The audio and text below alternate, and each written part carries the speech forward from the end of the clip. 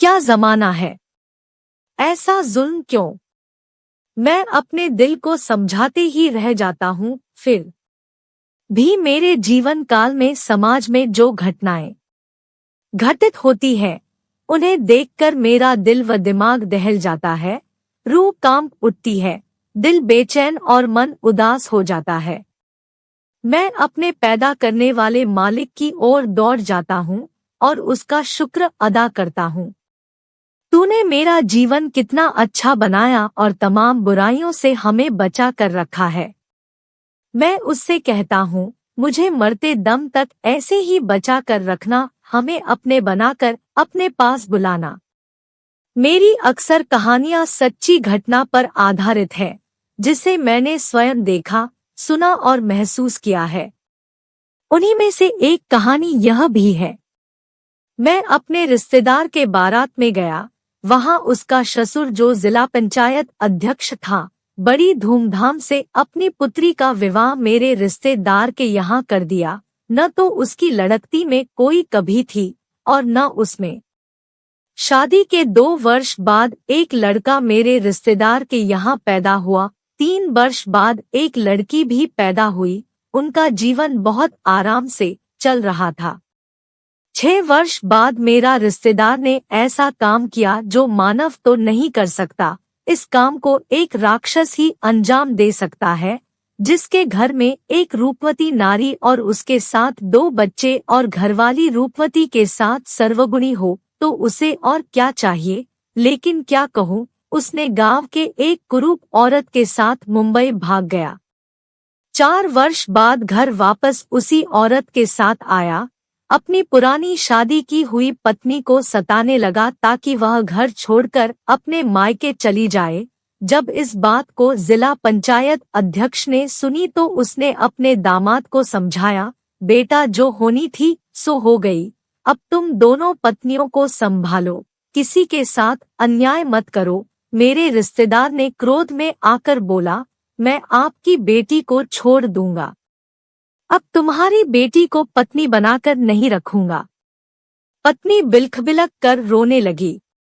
अपने शौहर से कहने लगी, तू किस बात की सजा मुझे दे रहा है।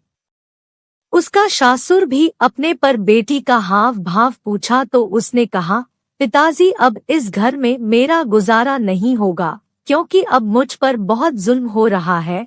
कहीं यह जुल्म मेरी जान पर न बन जाए। मेरे नन्हे नन्हे बच्चे कहाँ जाएंगे। मैं इनसे बहुत प्यार करती हूँ। इन्हीं के सहारे मैं अपनी जिंदगी काट लूंगी।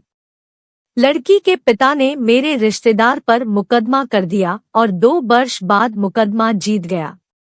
मुकदमे में उसकी लड़की को हर जगह आधा हिस्सा मिला। इन हिस्सों का घर खेत बेचकर लड़की का पिता अपनी लड़के नाम जमा कर दिया।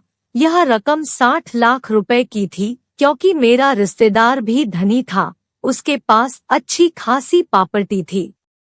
अपने बेटी के नाम 5 बीघा खेत कर दिया और एक अच्छा सा घर बनवा दिया। अब उसकी लड़की अपने सारे गमों को भुलाकर अपने बच्चों में हंसी खुशी रहने लगी। अपने रब का दिन रात शुक्र अदा करती। अपने मायके के परिवारों में ऐसे घुल मिल गई जैसे वह बचपन में थी।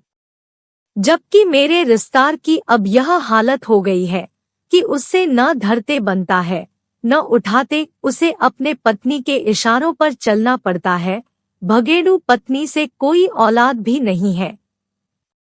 एक बार उससे जब मेरी मुलाकात हुई तो रो रो कर उसने अपनी व्यथा सुनाई और कहा, मेरा दिल अपने बच्चों के लिए इतना तरस रहा है कि जब मैं अकेला होता हूँ तो बेथासा रो रो कर अपने दिल को सुकून देता हूँ। अब मेरे आगे कुआं और पीछे खाई है। जब कभी मुझे अवसर मिलता है तो मैं अपने बच्चों के स्कूल में जाकर उन्हें देखता आता हूँ। उस वक्त मेरी वह हालत होती है जिसका बयान औलाद से अलग हुई माँ ही कर सकती है। मैंने क्या कर डाला उसके लिए मुझे वहाँ भी माफी नहीं मिलेगी। मैंने अपने हरे भरे फसल में खुद ही आग लगाकर उसमें जल रहा हूँ।